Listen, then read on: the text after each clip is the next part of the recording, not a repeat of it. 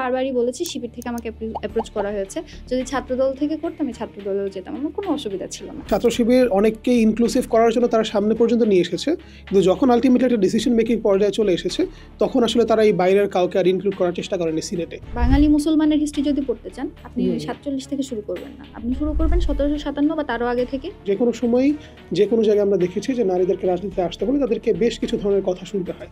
আপনার ক্ষেত্রে রাজনীতি এই এক্সপিরিয়েন্সটা কেমন ছিল? আমার সামনেই মনে হয় প্রত্যেকটা মিটিংয়ে ফরহাদ ভাই, মহিউদ্দিন ভাই এই জিনিসগুলো 100 বারের উপরে ক্লিয়ার করেছে, তারপরও কেন জানি প্রশ্নগুলো বারবার আসে। যদি কোথাও খেতে যাই আমি একা বসে 1500 টাকা আমি অনায়াসে খেয়ে ফেলবো, কিন্তু যখন আমি ইনকিলাব মঞ্চের কাজে আমরা 3-4 জন কোথাও যাই, আমরা 4-5 জন মিলে 300 টাকা বা 400 টাকায় কোথায় খাওয়া যায় সেটা খুঁজি। অন্য কারো হয়তো রাজনীতি করার একটা উদ্দেশ্য থাকতে পারে যে কেরিয়ার দাঁড় করাবে, রাজনীতিতে কেরিয়ার দাঁড় করাবে। আমার এখন পর্যন্ত আর কি এমপি হয়ে নিজের কেরিয়ার দাঁড় করানোর কোনো ইচ্ছা নেই। বিশাল সংখ্যক স্টুডেন্ট যাদের আসলে হলে থাকলে আমরা বিভিন্ন সমস্যার কথা আমরা হলের প্রতিনিধি বলতে পারি, কিন্তু আর কাউকে বলার সেটা সুযোগটা অনাবাসিকদের থাকে না। সেই জায়গা থেকে আসিফ আব্দুল্লাহ ভাইকে একজন ছেলে নেওয়া হয়েছে। তো জুলাইয়ের পরেও আমি তো চাইলেই তো যে কোনো একটা রাজনৈতিক প্রমিনেন্ট রাজনৈতিক দলে চলে যেতে পারতাম, এবং সব জায়গা থেকে আমাকে অ্যাপ্রোচ করা হয়েছে। আমাকে ওসমান ভাই বলে যে তোমার একজনের এইটুকু কষ্টের জন্য আর 10 জনের যদি কষ্ট লাঘব হয় তাহলে এইটুকু কষ্ট তুমি করবা না কেন?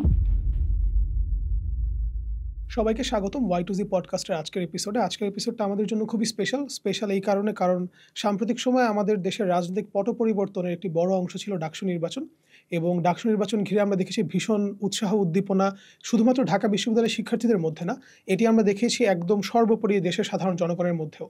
আজকে আমাদের সাথে অতিথি হিসেবে আছেন এই ডাকসু নির্বাচনের অন্যতম একজন নির্বাচিত প্রতিনিধি, ডাকসু 2025-এর মুক্তিযুদ্ধ এবং গণতান্ত্রিক আন্দোলন সম্পাদক ফাতেমা তাসনিম জুমা। আপু, আপনাকে আজকে আমাদের পডকাস্টের পক্ষ থেকে খুবই স্বাগতম এবং আমাদের সময় দেওয়ার জন্য আপনাকে খুবই ধন্যবাদ। Thank you.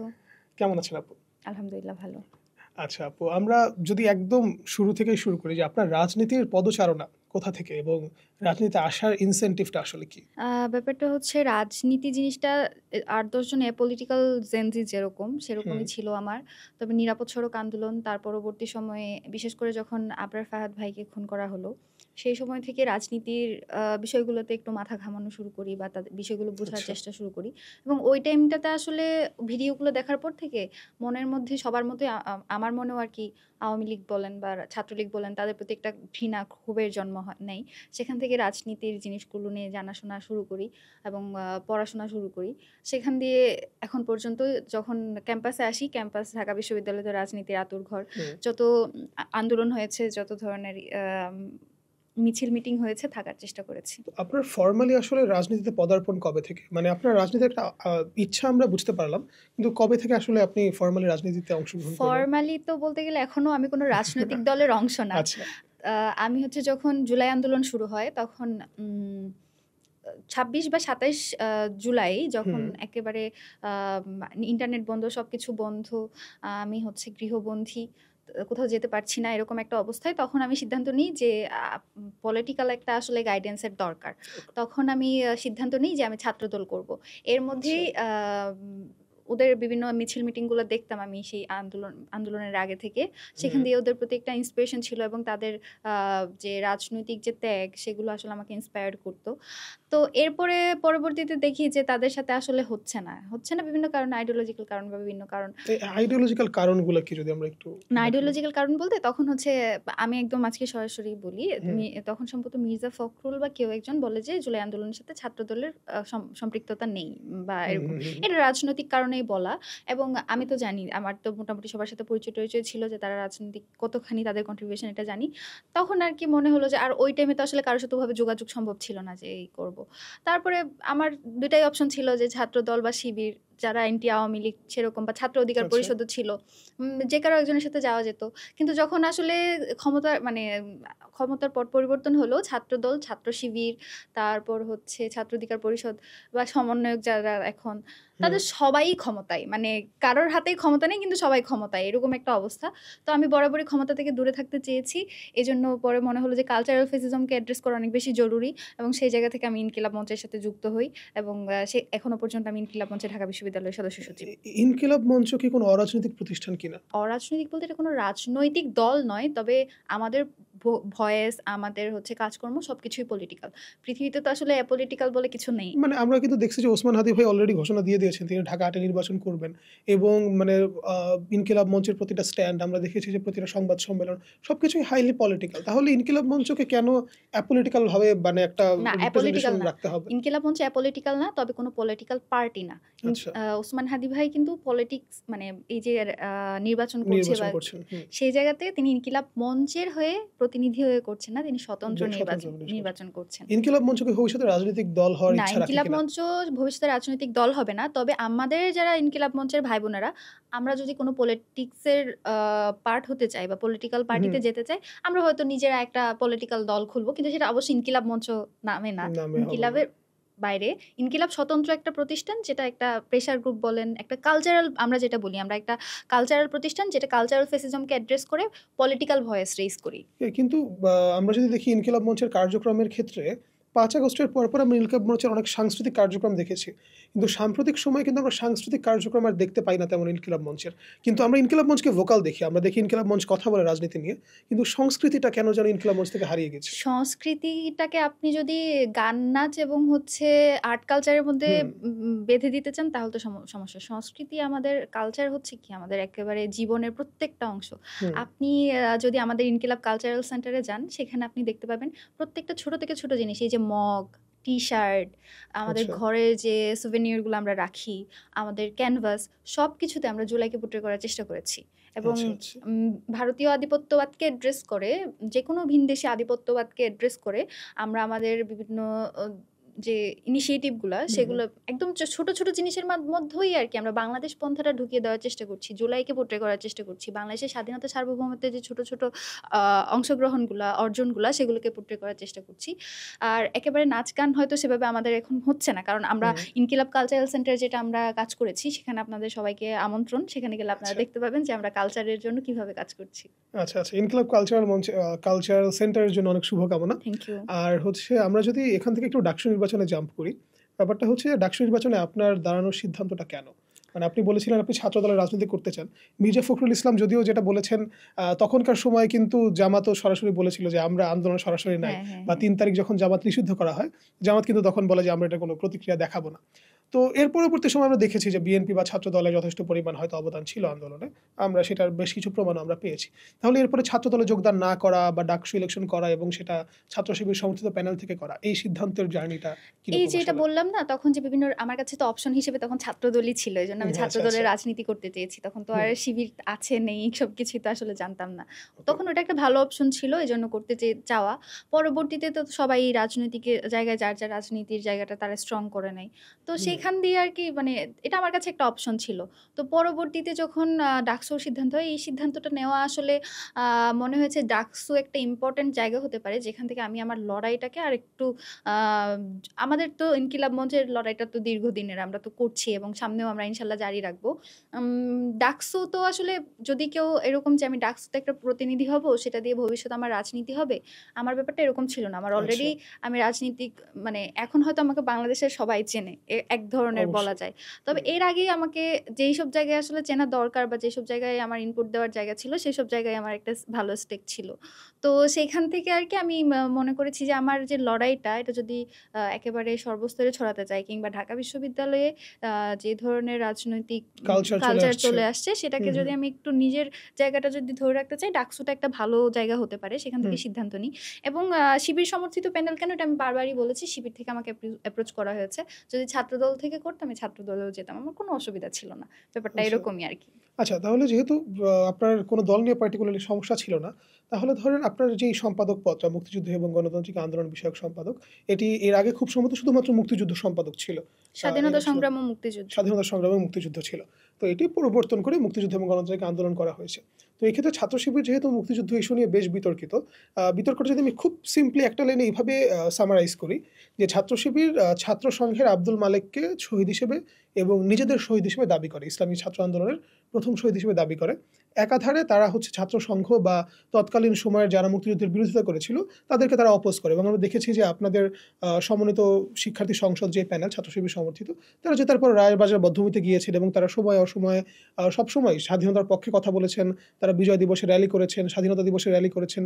কিন্তু এই স্টেপগুলো আসলে যে একটা মানে আই ওয়াশ কিনা, নাকি আসলেই ছাত্র শিবির এখনো মুক্তিযুদ্ধের পক্ষে বা বিপক্ষের স্ট্যান্ডটা কেন ক্লিয়ার করতে পারে না? মানে যেমন ধরেন ছাত্র শিবিরের যে পত্রিকা ছাত্র সংবাদ, সেখানেও কিন্তু একটা আর্টিকেলই জুলাইয়ের পরেই ছাপা হয়েছিল, যেখানে এরকম মুসলমানরা ভুল করে মুক্তিযুদ্ধে অংশগ্রহণ করেছেন এরকম ধরনের কথা ছিল। তো যেহেতু আপনি মুক্তিযুদ্ধ সম্পাদক, এই কারণেই পার্টিকুলারলি আপনার কাছে প্রশ্নটা, যেহেতু আপনার প্যানেলের স্ট্যান্ড এইরকম, তার বিপরীতে আপনি মুক্তিযুদ্ধের সম্পাদক হিসেবে ডাকসুতে নির্বাচিত হয়েছেন, আপনার প্যানেলের স্ট্যান্ডকে আপনি কিভাবে দেখেন? আমার প্যানেলের স্ট্যান্ড বলতে আমি তো যে প্যানেলে গিয়েছি প্রত্যেকের কাছে আমি তো আমার স্ট্যান্ড আমি তো জানতে চেয়েছি, আমি তো না জানতে চেয়ে যাইনি। এখন তাদের এই যে এই ব্যাপারগুলো এগুলো নিয়ে তারা বারবার হচ্ছে বিভিন্ন ধরনের স্ট্যান্ড ক্লিয়ার করেছে এবং আমার সামনেই মনে হয় প্রত্যেকটা মিটিংয়ে ফরহাদ ভাই, মহিউদ্দিন ভাই এই জিনিসগুলো 100 বারের উপরে ক্লিয়ার করেছে। তারপরও কেন জানি প্রশ্নগুলো বারবার আসে। তো এই প্রশ্নগুলো উত্তর তারা আমাকে যেভাবে দেওয়ার দরকার সেভাবে দিয়েছে, যেভাবে তাদের জায়গা থেকে ক্লিয়ার করা উচিত তারা সেভাবে করেছে। এই সব কিছুর পরে আমি মুক্তিযুদ্ধ সম্পাদক হিসেবে তাদের সাথে কাজ করতে আমার কোথাও ক্রাইসিস ফিল হয়নি। এবং তাদের যেটুকু স্ট্যান্ড আপনি যদি বলেন যে এইটা করেছে ওটা করেছে, আমার সাথে কমিটমেন্ট ছিল যে আমি এই পদে এই কাজ করব, আপনাদের জায়গা থেকে আমাকে এই ব্যাপারে পূর্ণ সহযোগিতা করবেন কিনা। তারা বলেছে করবে এবং করতেছি। আমরা সামনে ইনশাল্লাহ আমার ইশতেহার নিয়ে সামনে আমরা সেমিনারের প্ল্যান করেছি, জুলাই আন্দোলন নিয়ে কাজ করে প্ল্যান করেছি। এবং তাদের কাজে যদি তারা দেখাতে পারে যে তারা বাংলাদেশকে ধারণ করছে, আমার তো মনে হয় না সেখানে কোনো সমস্যা হওয়ার কথা। ফরহাদ ভাইয়ের যে এক্সপ্লেনেশনগুলো আমরা যদি একটু আপনার কাছ থেকে শুনি, যে আমি ফরহাদ ভাইয়ের এক্সপ্লেনেশন তো আমি দিব না, আপনার এক্সপ্লেনেশনটা, শিবিরের এক্সপ্লেনেশন তো হচ্ছে আমি দিব না। আমি শিবির সমর্থিত প্যানেলে তার সাথে জোট করেছি, জোট হওয়ার আগে এই জায়গাগুলো আমার ক্লিয়ার হওয়া উচিত, আমি ক্লিয়ার করেছি। এবং যেহেতু এত দীর্ঘদিন ধরে তাদের সাথে সবাই রাজনীতি করেছে, তাদের জায়গাগুলো ক্লিয়ার বলেই করেছে। তো আমাদের যারা অগ্রজ তারা নিশ্চয়ই আমার চেয়ে ভালো জানেন, বুঝেন। এবং তাদের তো বাংলাদেশের বিপক্ষে তো কখনো খালেদা জিয়া যাননি, তাকে তো বাংলাদেশের আপসহীন নেত্রী বলে জানি। তার যে জায়গায় ক্রাইসিস ফিল হয়নি, তার যে জায়গায় মোরালি কোনো ইনকারেক্টনেস দেখতে পাননি, আমার দেখতে পাওয়ার কোনো প্রশ্নই আসে না। আচ্ছা, আমরা আমাদের জায়গা থেকে মনে করি যে হচ্ছে ছাত্র শিবির বা জামাত ইসলামী যে রাজনীতিটা করে এসেছে, তাদের পরবর্তী রাজনীতিটা বাংলাদেশকে নিয়েই ছিল। মানে আমরা রাজনীতিটা পাকিস্তানপন্থী বলে আসলে খুব একটা মনে করার এভিডেন্স আমাদের কাছে কম। কিন্তু জাস্ট এই হিস্ট্রিক্যালি কনটেক্সটটা নিয়ে তারা আসলে কতটুকু ওন করে কি করে না, এই কোশ্চেনটাতে আমরা আসলে বারবার আটকে যাই। হিস্ট্রিক্যালি কনটেক্সটে গেলে আপনার হিস্ট্রিটা আপনি কোথা থেকে শুরু করতেছেন সেটা একটু মাথায় রাখা জরুরি। বাংলাদেশের বা রাজনৈতিক ভুলকে যদি আপনি ওয়ার ক্রাইম হিসেবে পোর্ট্রে করতে চান, সেটাকে আমি কন্ট্রাডিক্ট করি। এবং বাংলাদেশের হিস্ট্রি যদি আপনি পড়তে চান, বাঙালি মুসলমানের হিস্ট্রি যদি পড়তে চান, আপনি 47 থেকে শুরু করবেন না, আপনি শুরু করবেন 1757 বা তারও আগে থেকে আপনাকে শুরু করতে হবে। বিশেষ করে ইংরেজ পিরিয়ডে বাঙালি মুসলমানের সাথে কি ধরনের নিষ্পেষিত হয়েছে বাঙালি মুসলমান, যারা কখনো ক্লার্ক কিংবা দারোয়ানের উপরে কখনো যেতে পারেননি। তাদের রাজনৈতিক জায়গা থেকে তারা ভুল ছিল ঠিক ছিল সেটার আলাপ আলোচনা করবেন হচ্ছে যারা ভালো গবেষক আছেন কিংবা যারা পলিসি মেকিং, পলিসি ডায়ালগ করেন তারা। তো সেই জায়গা থেকে হিস্ট্রিক্যালের কনটেক্সট টানলে আমি 47 থেকে বা 71 থেকে টানতে আগ্রহী নই। যখন আপনি টানবেন এই যে একটা পরম্পরা, একটা সিলসিলা, এটা কোথা থেকে এসেছে সেটাও অ্যাড্রেস করা জরুরি বলে মনে করি। এবং আমি সেই জায়গা থেকেই আর কি অ্যাড্রেস করতে পছন্দ করি। এবং এই যে যেই বিষয়গুলো বলছিলেন, এটা হয়েছে ওটা হয়েছে, এটা হয়েছে ওটা হয়েছে, এটার জাস্টিফিকেশন তারা বারবার দিয়েছে। এবং তারা যদি সামনে এগুলো অ্যাড্রেস করে তাদেরকে যদি রাজনীতি করা, দেখুন না জামাতকে তো আর এখন নিষিদ্ধ নয় বা শিবির তো আর নিষিদ্ধ নয়, সেই জায়গা থেকে তার রাজনীতি করার অধিকার আছে। আমি তাদের সাথে রাজনৈতিকভাবে জোটবদ্ধ হয়েছি, এই জায়গায় আমি কোনো ক্রাইসিস ফিল করিনি। আমরা দেখেছি নির্বাচনের আগ পর্যন্ত আপনাকে বেশ ভালোভাবে প্যানেলের ফেস হিসেবে, কিন্তু যখন প্যানেল থেকে 5 জনকে সিনেটে নেওয়া হলো তখন সেখানে আমরা আপনাকে দেখতে পাইনি। এই ব্যাপারে আপনার কোনো মতামত আছে কিনা? যে ব্যাপারটা আমরা যদি এইভাবে অনেকে ফ্রেম করার চেষ্টা করছেন যে হচ্ছে ছাত্র শিবির অনেককে ইনক্লুসিভ করার জন্য তারা সামনে পর্যন্ত নিয়ে এসেছে, কিন্তু যখন আলটিমেটলি একটা ডিসিশন মেকিং পর্যায়ে চলে এসেছে তখন আসলে তারা এই বাইরের কাউকে আর ইনক্লুড করার চেষ্টা করেনি সিনেটে। এরকম কোনো ধারণা আপনার কাছে মনে হয় কিনা? সিনেটে যাওয়ার ব্যাপারে সিদ্ধান্ত নিবে যারা নির্বাচিত প্রতিনিধি আছে তারা, বাইরে থেকে কেউ না, কিংবা ঢাকা বিশ্ববিদ্যালয়ের বাইরের কেউ না, ঢাকা বিশ্ববিদ্যালয়ের যারা স্টুডেন্ট আছে তারাও না। এখন কাকে পাঠানো যায় সেটার সিদ্ধান্ত হয়েছে শিক্ষার্থীরা যাদেরকে নির্বাচিত করে পাঠিয়েছে তাদের বোধ বুদ্ধি এবং তাদের সেই চিন্তাধারা আছে বলেই তো তাদেরকে পাঠিয়েছে। এবং আমরা সবাই মিলে মিটিং করেছি, বারবার জিজ্ঞেস করা হয়েছে যে কারো কোনো সমস্যা আছে কিনা। কারো কোনো সমস্যা ছিল না, আমারও কোনো সমস্যা ছিল না, কারণ এই সিদ্ধান্তটা নেওয়া হয়েছে আবাসিক অনাবাসিক ফিমেল মেল এই দুইটা ক্রাইটেরিয়া থেকে। আচ্ছা, এখন ফিমেলে যদি আপনি আমাকে পাঠান, ওকে, তন্নি আপু কি দোষ করলো, হেমা চাকমা কি দোষ করলো, হুম, বা অন্য আরো 4 জন কি দোষ করলো?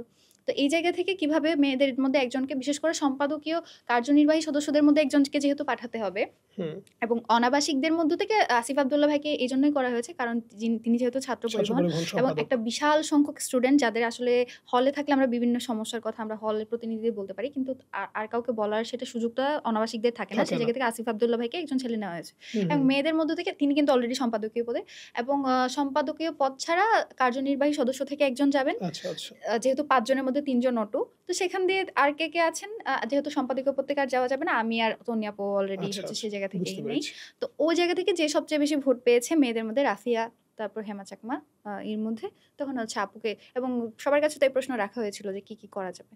তো সেই হুম, জায়গা থেকে তাদের সমস্যা ছিল না, এই জন্য হচ্ছে গিয়েছে। আচ্ছা, এটা আচ্ছা। আসলে ওভাবে পোট্রে করার নাই, স্কোপ নাই।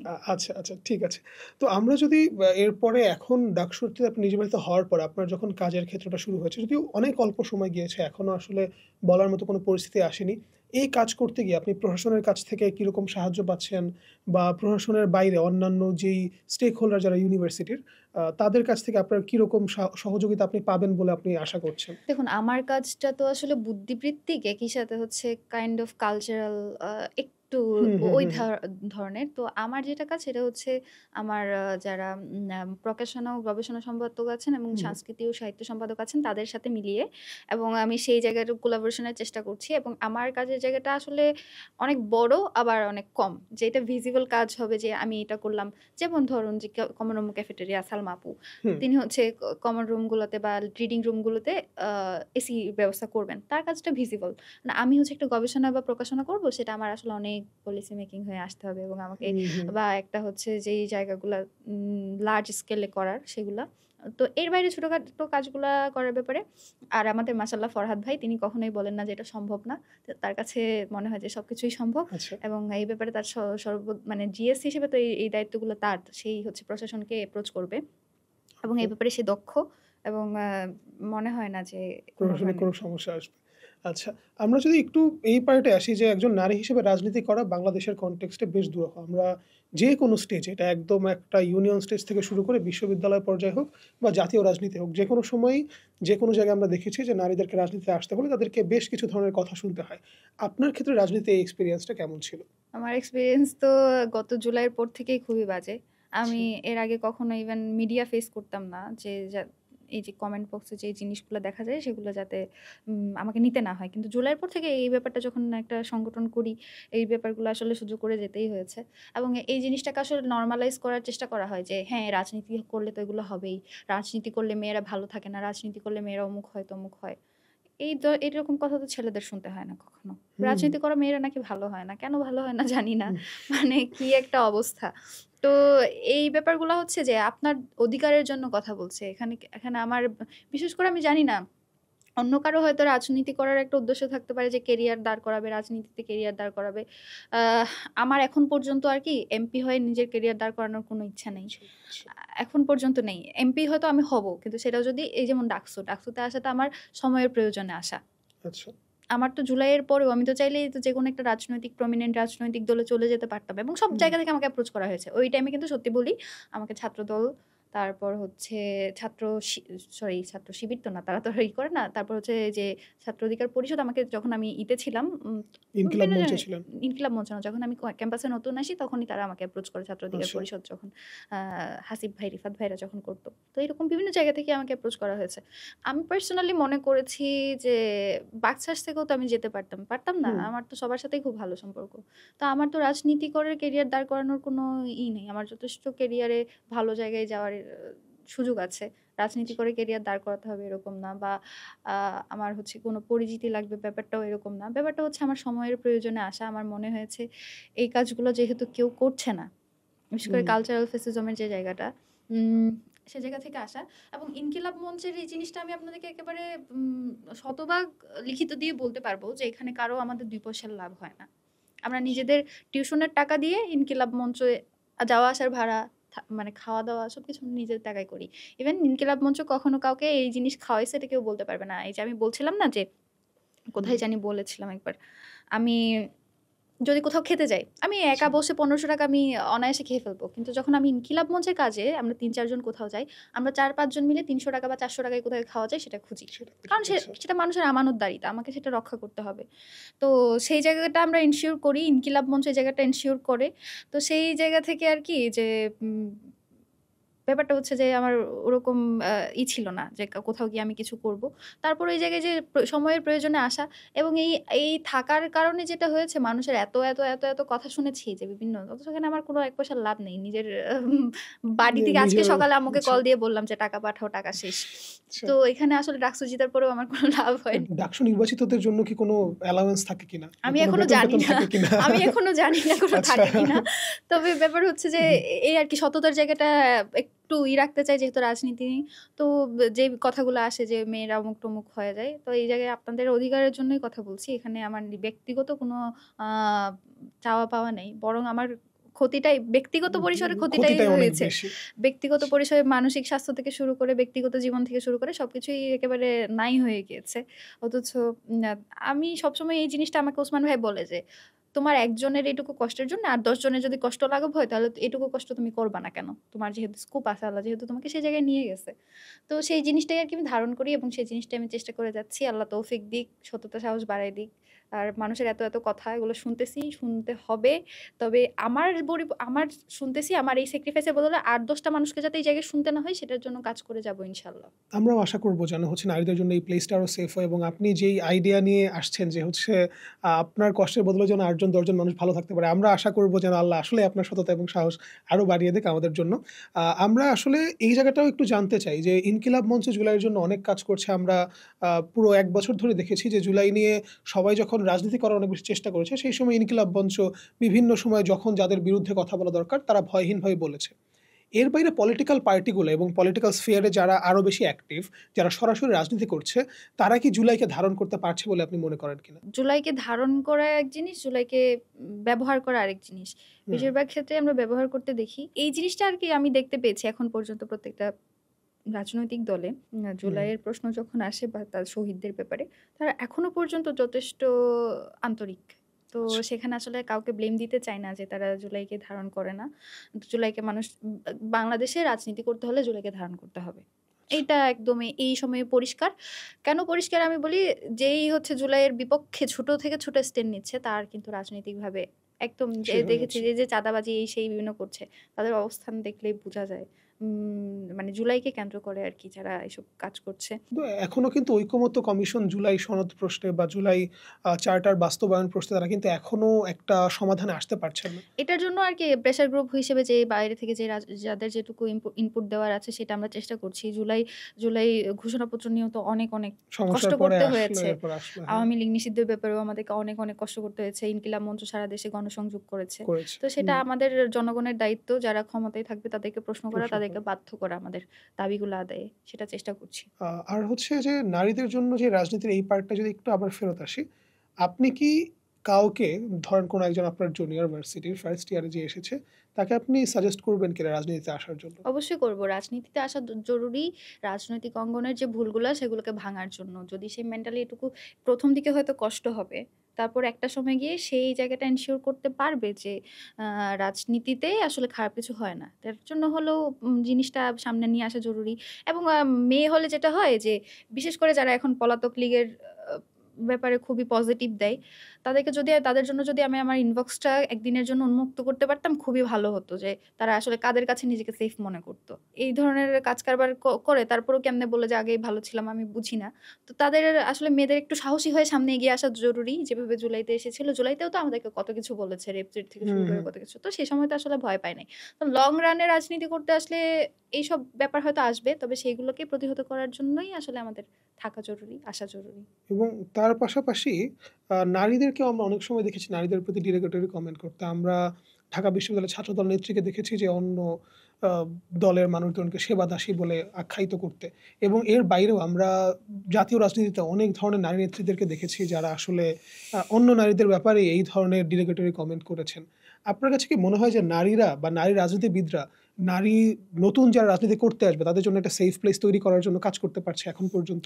এখন এই ব্যাপারটা যদি আপনি নারীতে নিয়ে যান, নারী হিসেবে আপনি কাদেরকে আসলে পোর্ট্রে করছেন, এটা একটা ব্যাপার। এখন তো আচ্ছা। আমি হাসিনাকেও গালি দিয়েছি, আমরা সবাই হাসিনাকে গালি দিয়েছি। হুম, জুলাইতে সবাই হাসিনাকে গালি দিয়েছি এবং তার কার্যক্রম সেরকমই ছিল, সেজন্য গালি দিয়েছি। সে আমার তখন রাজনৈতিক অপোনেন্ট ছিল না, সে হুম, ছিল ডিরেক্টলি আমার হত্যাকারী বা আমার হত্যাকারী। গণহত্যাকারী। তো গালিটা আসলে, গালি কনটেক্সট যদি আসে, গালিটা আসলে এখন জেনজির প্রতিবাদের ভাষা। এখানে ওকে। কিছুই করার নাই। এটা মানুষের যেরকম হচ্ছে আমাদের প্যারাডাইম শিফট হয়, হুম, ধরেন এরকমই একটা প্যারাডাইম শিফট হয়েছে প্রতিবাদের ভাষায়। তো সেই জায়গা থেকে আপনি যদি হাসিনাকে গালি দেন, আপনি যদি সেটাকে পরে নারী হিসেবে পোর্ট্রে করতে চান, এই জায়গায় আমি কন্ট্রাডিক্ট করব। হুম, তবে হুম, হচ্ছে যে আপনার রাজনৈতিক অপোনেন্ট, হুম, আপনি ধরেন আমার রাজনৈতিক অপোনেন্ট, আপনার সাথে আমার মতের মিল হয় না, কিন্তু আপনি আমার অনেক দিনের সহযোদ্ধা। আপনি এমন কিছুই করেন নাই যার জন্য আমি আপনাকে গালাগালি দিতে পারি। হুম, তো সেই জায়গায় তো সেটা স্লাট শেমিং তো আপনি করতে পারবেন না। করতে পারি। অবশ্যই এই জায়গাটাই আরকি, যে নারীরা নারীদের, আমি আরো অনেককে দেখেছি যে যারা নিজেরা আরকি বিভিন্ন সময়ে বিভিন্ন জনকে গালাগালি করেছে, রাজনৈতিক অপোনেন্টদের। আবার ধরেন যে কোনো একটা জিনিস পছন্দ হইল না, সেখানে তাকে নিয়ে বাজেভাবে ট্রল করেছে গালাগালির ভাষায়। তারাই আবার পরবর্তীতে আবার নারীর স্বাধীনতা নিয়ে যে মৈত্রী যাত্রা নাকি জানি ছিল, সেখানে গিয়েছে। তো আরকি এইসব আরকি হয়েছে। যাই হোক, গালাগালিটা আপনি কাকে করছেন সেটা ভেবেই আরকি, যে উম কোন উদ্দেশ্যে কাকে করছেন। এটা কি হুম। রাজনৈতিকভাবে কাউকে অপদস্থ করার জন্য বা কাউকে হচ্ছে মেন্টালি আ টর্চার করার জন্য, নাকি কারো প্রতিবাদের ভাষা? আমাদের কাছে মনে হয় আমাদের জন্য এই জিনিসটা খুব ইম্পোর্টেন্ট এনশিওর করা যেন নারীরা আসলে এই পর্যায়টা পর্যন্ত উঠে আসতে পারে। কারণ আমরা জুলাই যেরকম নারীদের অংশগ্রহণ দেখেছি, এটা ছাড়া কিন্তু আসলে আমাদের জন্য সম্ভব ছিল না। আমরা যখনই গুলি খেয়েছি, পেছনে গিয়েছি, আমাদের নারীরা না শুধু মায়েরাও আমাদের হুম, সাথে ছিলেন। হুম। এবং আমরা যখন ৩ তারিখে শহীদ মিনারে যাই যখন আমি, তখন ওখানে দেখেছি আমার একজন নারী শিক্ষক, তার মা এবং তার মেয়ে। তারা ৩ জেনারেশনের নারীরাও তারা সেখানে আমাদের সাথে একই সাথে রাস্তায় ছিলেন। তিনি এখন প্রশাসনিক বেশ ভালো একটি পদে আছেন। তবে আমি বলব যে এই জায়গা থেকে নারী যারা শুধু নারী রাজনীতিবিদ না, সকল রাজনীতিবিদদের এই জায়গাটা আরো এনশিওর করা উচিত। যে যেন একটা সেফ প্লেস হয়। যেন আমরা রাজনৈতিক অপোনেন্টদেরকে স্লাট শেমিং না করি বা রাজনৈতিক অপোনেন্ট বলেই তাকে যে অপদস্থ করার জন্য হুম, যেকোনো হুম, ধরনের হুম, কথা যেন হুম, না হুম। বলি। কারণ এই ব্যাপারটা তো আসলে খুবই ট্রু যে একটা মেন্টাল টোল যে পরিমাণ পড়ে, আপনি বললেন যে আপনার ইনবক্স থেকে শুরু করে কমেন্ট বক্স এবং বা সাংবাদিকদের সামনেও আপনাকে যেই ধরনের সিচুয়েশন প্রতিনিয়ত ফেস করতে হয়, এটা কিন্তু খুবই ডিফিকাল্ট আসলে। আমরা যারা দূর থেকে দেখি আমাদের কাছেই মানে ইটস এনাফ ডিফিকাল্ট অলরেডি। আশা করব যে বাংলাদেশে এই সিচুয়েশনটা কিছুটা হলেও চেঞ্জ হবে। আমাদের জন্য একটু পজিটিভ এনভায়রনমেন্ট আসবে। আপনারা এটার জন্য কাজ করছেন অনেক লম্বা সময় ধরে। স্পেশালি ইনকিলাব মঞ্চ অসম্ভব ভালো কাজ করছে থ্যাংক ইউ। জুলাই কেন্দ্রিক। আমরা আশা করব এই কাজ অব্যাহত থাকবে এবং আমরা আপনাকে সামনে আরো অনেক রাজনৈতিক অঙ্গনে দেখব। ডাকসুতে আমরা ভালো কিছু আশা করছি একই সাথে। আপনাকে অনেক ধন্যবাদ আমাদের এখানে সময় দেওয়ার জন্য। খুব স্বল্প সময় হলেও আমরা আসলে অনেক ইনসাইটফুল কথা পেয়েছি। অনেক প্রশ্ন যেগুলো আসলে খুব ফ্রিকোয়েন্টলি আস্কড হয় সেটার খুবই ক্লিয়ার কাট অ্যান্সার আমরা পেয়েছি। আমরা আশা করছি যে দর্শকরা এটার মাধ্যমে আরো খুব ভালোভাবে এনগেজ করতে পারবে আপনাদের সাথে। ইনশাআল্লাহ। আপু, আপনি যদি কিছু বলে শেষ করতে চান আপনার কোনো আমার ধরনের কিছু কথা না। বলার নেই। এটাই যে আল্লাহর কাছে দোয়া করবেন যাতে আল্লাহ আমার সততা ও সাহস আরো বাড়িয়ে দেয়, এবং যেই আ দায়িত্বটা আসলে অনেক বড়, এবং আমার হুম, আসলে সেভাবে দেখানোর মতো কাজ নেই। তবে যে কাজটা পেয়েছি এটা আসলে অনেক বড় কাজ। আ এত বছর ধরে বানানো ন্যারেটিভ, সেগুলার সাথে কোপ আপ করে বা সেগুলোকে ভেঙে দিয়ে সামনে হুম। আগানো। তো এটা আসলে আমার জন্য অনেক চ্যালেঞ্জিং হবে। আ ১ বছর আসলে খুবই কম টাইম। এই টাইমে এত কাজ করা যায় না। তবে শুরুটা করে দিয়ে যাব। বাকিটা জুনিয়রদের কাজ, যারা আসবে। ইনশাআল্লাহ ভালো আপু, কিছুই হবে। লাস্ট প্রশ্ন। পরবর্তী ডাকসু ইলেকশন করবেন কিনা? আমি এখনো বলতে পারছি না। এই যে আচ্ছা, সময়ের প্রয়োজনে আসা, তখন যদি সময়ের প্রয়োজনে মনে হয় যে আমার থাকা উচিত, তখন। আমি আসলে তাকদিরে বিশ্বাসী। তো আচ্ছা। আমি আসলে আগে থেকেই কিছু প্ল্যান করে, ওভাবে এটা প্ল্যান করে রেখেছি, এটা ফিক্স করে রেখেছি। এভাবে আসলে আমার হয়নি, কখনো হয়ও না। আমি ইনস্ট্যান্ট যদি ইভেন আমি যেদিন ডাকসুর কিনলাম, সেদিন সকাল অবধিও জানতাম না যে আমি শিবিরের, প্যানেল থেকে আগের রাত যাচ্ছেন। অবধি জানতাম না যে আমি শিবিরের প্যানেল আচ্ছা, থেকে করব, বা আমি ডাকসু করে সিদ্ধান্তটাই নিয়েছি আগের রাতে। এর আচ্ছা। আগের দিন পর্যন্ত আমি করতাম না। তো ওই তো সময়ের প্রয়োজনে যখন যেটা হয় এবং সময়ের সাথে তাল মিলিয়ে সেই অনুযায়ী কাজ করা হচ্ছে আমার প্ল্যান, এবং সেটাই দেখা যাক কি হয়। আমরা আশা করছি আপনি খুব ভালো কাজ করতে পারবেন। আমরা আপনার জন্য খুবই আশাবাদী এবং আজকে আবারও আপনাকে ধন্যবাদ আসার জন্য। এভরিওয়ান, আপনার যদি কোনো প্রশ্ন থাকে কমেন্টে করতে পারেন এবং অবশ্যই আমাদের ব্যাপারে যেকোনো ফিডব্যাক আপনারা জানাতে পারেন। আশা করছি এপিসোডটা আপনাদের ভালো লেগেছে। আমরা এইভাবেই আপনাদের সাথে থাকার চেষ্টা করব। Like, comment and subscribe.